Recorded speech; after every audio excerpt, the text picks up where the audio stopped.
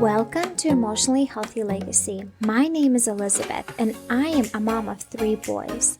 My goal here is to educate you intentional ways that you can become an emotionally healthy mom. Ways that you can break destructive patterns that have been happening for years and how you can leave an emotionally healthy legacy with your children. Hello, welcome back to Emotionally Healthy Legacy. Today we'll be talking about emotional intelligence in kids and how we can teach our kids to handle their emotions in a helpful way. I want you to think of a scenario. When your child has a hard time reading, what do? You sit down with them and you actually teach them how to read and you practice over and over and over again. How about if they are in a sport and they're not really good at it yet? What do? You take them in the backyard and you sit there and you practice over and over and over again until they get good at it. And how many times does it take for them to get good at something? Hundreds and hundreds of times. I mean, people that are good at something have done it thousands of times. It's the same way with our emotions. But yet, when our child is not able to handle their big emotions in a helpful way, we scold them, we punish them, instead of coaching them through it and helping them through it. Do you see the logic confusion in here? For me, that was like mind-blowing because I'm like, wow, that just like totally opened up my eyes to a whole new perspective that somehow when our child can't play soccer, we'll go in the backyard and coach them and we will practice hundreds of times, but yet we expect to teach our children or tell our children one time. We don't even actually tell them often how to handle their emotions. We just scold them for their emotions. And emotions and feelings is something we all experience all the time. And the thing is, we can't even control what emotion comes to us. We control what to do with it, and we can teach and coach our children how to handle their emotion. But that is something out of our control, is the emotion and the feeling that comes with something. Like, for example, if you are trying to do something and it's really frustrating, like for me, with this whole online business, I had to learn a lot of online stuff, and this is just not my cup of tea. I don't like it. I don't enjoy it. It's a lot to learn. It's very overwhelming. It can become really frustrating. So if I'm trying to figure something out and I can't figure it out, I'm getting really, really frustrated. And that is an emotion that I can't even control that it comes to me. What I can do is be in control how I handle it. And if I don't have the skills to handle it well, nobody taught me the skills, nobody coached me, nobody walked me through the skills, nobody, came alongside me when it was so overwhelming. Like, how do you expect a child to know what to do if you never taught them what to do? The thing is, many of us don't know what to do ourselves with challenging and difficult emotions. And so we have a hard time helping our kids. The family of origin oftentimes either ignored our feelings, or we were punished for our feelings, or we were just told to shut them down, and so we don't even know how to handle them ourselves. So we don't know how to handle them with our kids, and we become really, really uncomfortable with, let's say, anger, frustration, and we just get lost, and all we know is how to shut that feeling down, and that's what we do with our kids. But how do we expect them to handle their frustration, their overwhelm, their anger, their annoyance, their disappointment in a helpful way if we don't teach them? That's not something you're just learned with and you just know how to do. Somebody has to teach you. And many times it's our job as parents. If we are the primary caregiver to our children, it is our job to teach that to our kids. It is. It is your responsibility. And if you're not going to do that, it's going to affect their relationships down the road. If any of you are married or know somebody who is very a person that easily gets angered, a person that does not handle their emotions well, blows up super easily, and becomes just not pleasant to be around with. The thing is, it's not an excuse for them to do what they're doing. It's not. But more likely than not, they were never taught, modeled, or coached how to do it a different way. They were either accepted like that, that was okay in their family of origin, their parents did that, or at least one parent, or like they were just never, like the skills were just never taught, you know? And so my point here is today that in order for our children to behave better, which behavior comes from emotions. If we are struggling internally, it's going to come out on our behavior. So in order for our children to handle their feelings and emotions, I'm talking about challenging emotions. When they're happy and excited, that's easy. Like they behave well. When we have positive emotions, we behave positively. I'm talking about challenging negative emotions. We need to teach our children how to handle them all by modeling ourselves how to handle our challenging emotions well. And it all starts with us. I have said this before and I will say it again. It takes our brain 500 to 1,000 times of repetition in order for a certain response to become automatic. So if we have been handling anger and frustration in one way for 30 years, or even like our kids, even if they're like 10 years old, if they've been handling their anger and frustration in one way, it will take them many, many times of practice, of intentional practice, for them to handle it in a positive way. The ways we've been doing something for 30 years has been automatically, like it's ingrained in our brain. It's like this automatic pathway that you just do automatically. You don't even think about it. You just have an automatic reaction to something. And in order to change that, you have to be very intentional and to shift your mindset and have a plan what you will do. Let's say we know that certain situations really trigger us. Let's say when our child is being disrespectful, we easily get sucked into it and become disrespectful to them, and it goes back and forth and it becomes this tension and frustration. If we don't have a plan how we will handle it differently, if we don't have a plan how to regulate ourselves and our own emotions, we're going to fall back into this automatic pattern because that's all our brain knows and it's engraved in, and it's literally just automatic. It's cemented in your brain. So you have to literally reteach your brain, which takes 500 to 1,000, let's say even 1,000 times. Let's take 1,000 times. You need to practice something differently in order for your brain to start automatically doing it in a different way. Same thing for your kids. So we cannot expect a child who is immature, whose brain is not fully developed till their mid-20s, to make mature and helpful choices and decisions and communicate it maturely to you that they're having a hard time, that they're struggling, that they're overwhelmed, that they're tired, that they're hungry, that they're just disappointed. They're not going to use those words, especially if you don't teach them to them. You have to train them. You have to coach them through it. You have to teach that to them. It's a skill. It's a skill. So one of the things I want to say is that kids are very impulsive.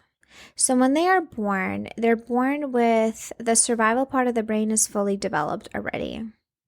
Their thinking brain is not developed at all. Their emotional brain is going to require some development too. But their survival part of the brain is developed. That's why the babies cry. And maybe like toddlers, they go into tantrums really quickly because that part of the brain is fully developed, and they're really impulsive, and they quickly switch to that part of the brain when something isn't going their way. When they get frustrated, they go to survival part of the brain super quick, and they can fall down on the floor and throw a tantrum. So our job is to help them in that moment instead of scolding them, right? When they're in survival part of the brain, like, that part of the brain does fight, flight, or freeze. And many times it's fight for kids. That's why when something doesn't go their way, they can easily turn to hitting. Now, that's not okay, and we can teach them and coach them to not do that and teach them that that's not safe, but that's automatic. They don't even have to think about it. It just happens. The physical aggression. In that moment when your child is being aggressive, what I can tell you is that there isn't a lot you can do, because survival part of the brain does not respond really well to words. In order for the survival part of the brain to shift back to emotional and logical part of the brain, it has to feel safe.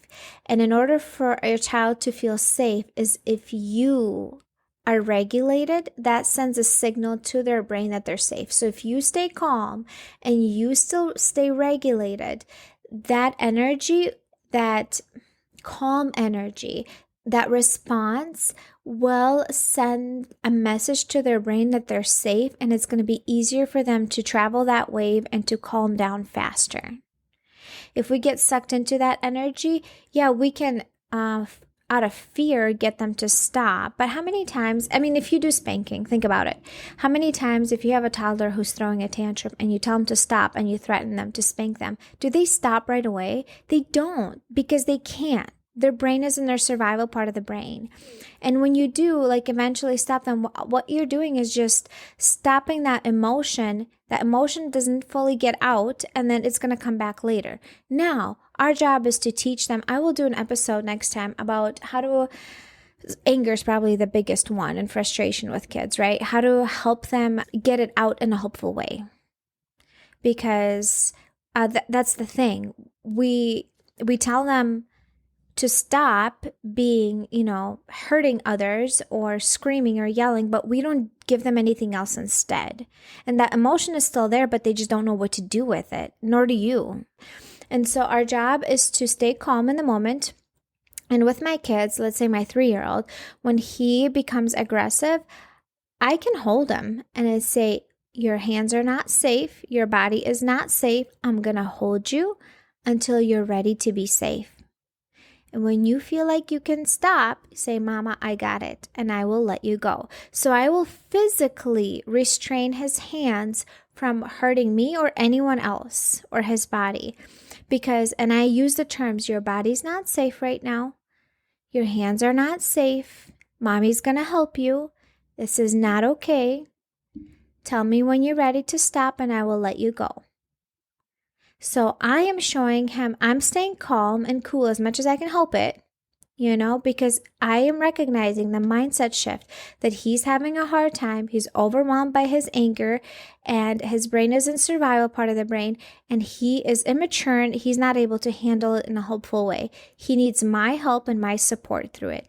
So if I stay calm and cool and that positive, calm energy, it's going to help him travel that wave of emotion faster, because emotions are like a wave. They get bigger and bigger and bigger, and then they just eventually they come down. And with our kids, in the moment, what we can do is stay with them and stay cool ourselves as much as we can help it, and help them travel that way faster without trying to scold them and stop them, just keeping them safe. That's what I do with my kids.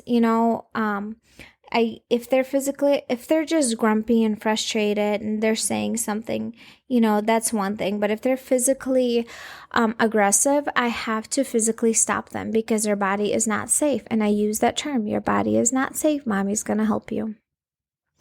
And many times I have to take deep breaths as this is happening because otherwise I'll get sucked into it. And I have to tell myself, I got this, I can do this, I'm safe, I've got this. So then that sends a signal to my brain that I'm okay, that I'm safe, so it doesn't go into threat and it doesn't go into the emotional part of the brain.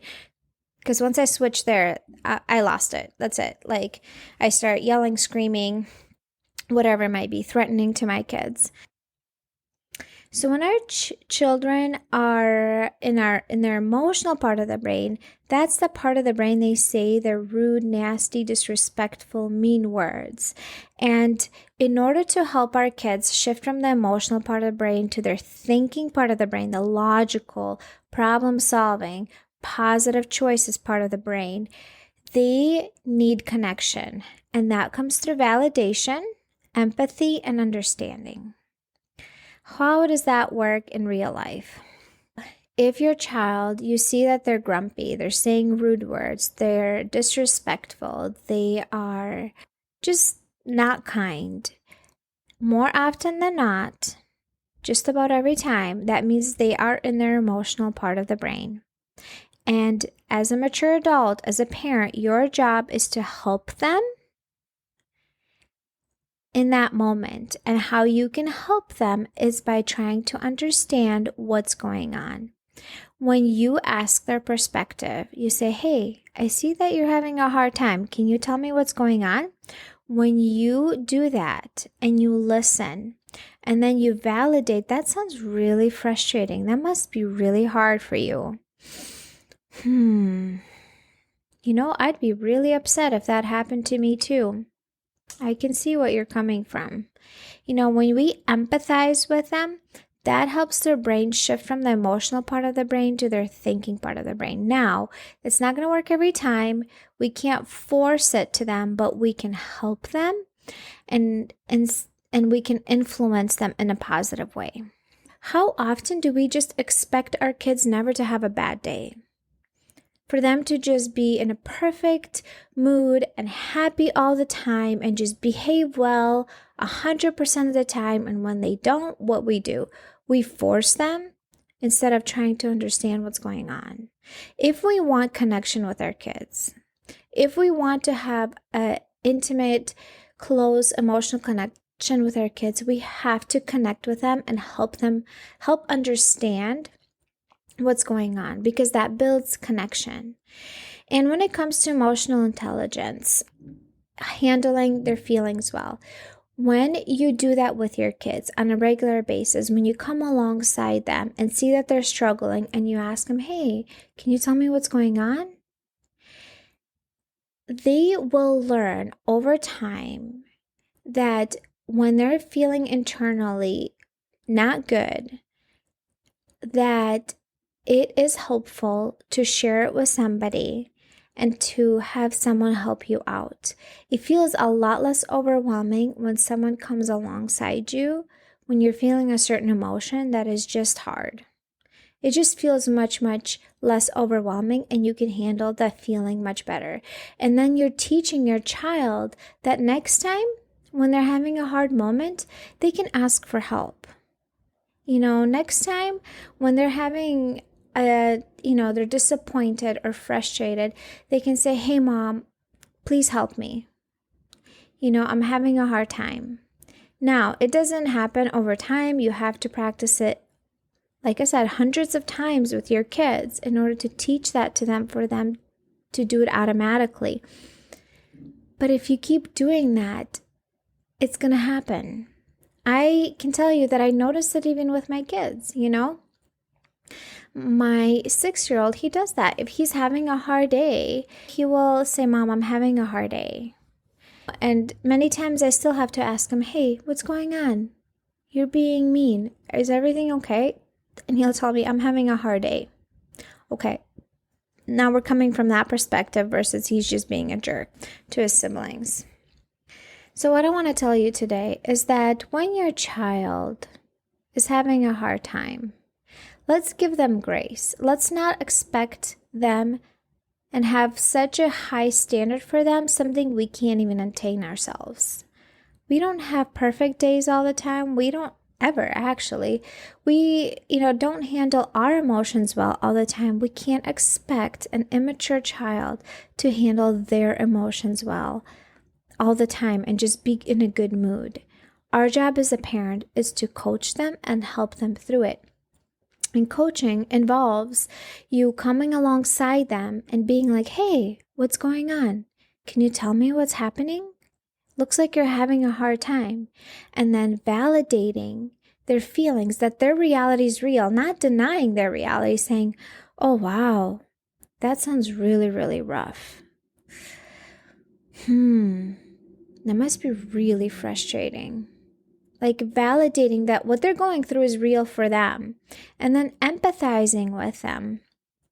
Empathizing is putting yourself in the other person's shoes and trying to understand where they're coming from. And like other phrases I use with my kids is like, well, wow, I'd feel the same way if I was you. I would feel just as frustrated. I can see why you're so overwhelmed by it. That's really hard. That's empathizing with your kids. And then when you do that, it helps them shift out of that emotional part of the brain. And then you can help them, okay, all right, so you were feeling overwhelmed and you threw your book on the ground because it was just too hard to read. And then I strategize with them. I'm like, is that helpful or hurtful?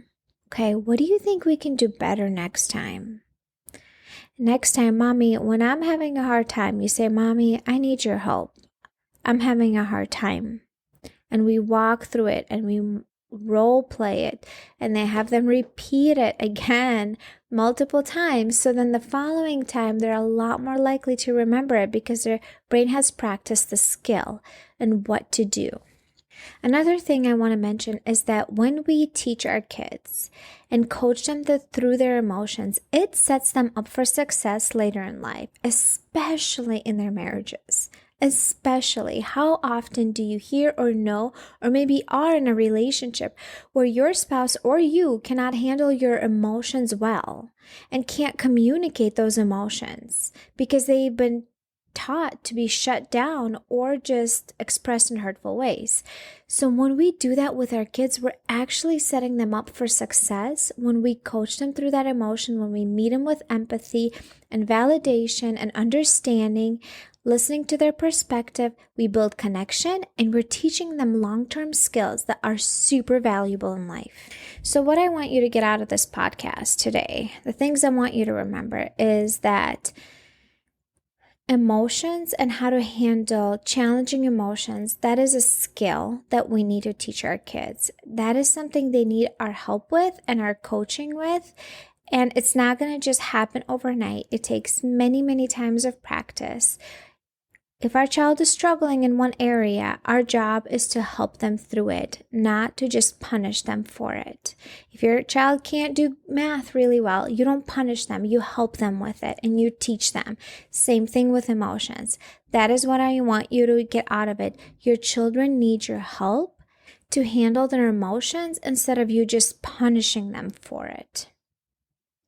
And the second thing I want you to remember, when a child is experiencing an emotion, same thing for you, an adult, that emotion needs to go like a wave. It's going to get bigger and bigger and then it's going to calm down. And our job is to make sure everyone is kind of safe in the moment physically, because in that moment, there's not much you can do because that emotion is happening. And if you just try to stop it and scold it, it's not really helpful. That emotion still stays internally and it's going to come out later. And the third thing is when your child is being in their emotional part of the brain, what helps that part of the brain shift back to the thinking brain? We can influence it by helping them. And that involves them feeling understood, which is asking them, hey, what's going on? Helping them validate their reality, that whatever they're going through, you don't have to agree with it. It's just their reality and you can validate it. And empathizing with them, that helps the brain feel safe and it helps it shift back to their thinking brain, and they're gonna calm down faster versus you trying to just shut down their emotion and telling them to stop being grumpy, stop being mean or rude or just stop being angry. All right, ladies, this is it for today. Those are the takeaways I have for you. I would love for you to share this podcast if you have found it helpful, and you can pass it on to at least one more mama that you think could benefit from it. I would really, really appreciate that. As well as if you go onto iTunes and leave a review and let me know if the things that I've been teaching you here, if they have been helpful and if you've been able to apply some of it in your life. That will also be super helpful. Alrighty, ladies, I'll see you next time. If you're a mom that struggles with handling her challenging emotions in a healthy way, listen up. I got a tool for you. If you go in the show notes of this podcast, you will see a link where you can sign up for a 5-day free mini course. And in that mini course, you get to learn actual practical things that you can do in the moment and outside of the moment to be more patient and calm, so you're not as overwhelmed, so you're not as stressed, and actual ways to learn to de-stress yourself and calm your nervous system down. How often do we hear that we shouldn't react, we should respond? And the problem is, well, how? In the moment, I don't know how because I'm so overwhelmed and so triggered. In this mini course, you get to learn the how. I am so excited that I have these skills that I can share with you. So go in the show notes, click on the link, enter your email, and then you can start the 5-day free mini course.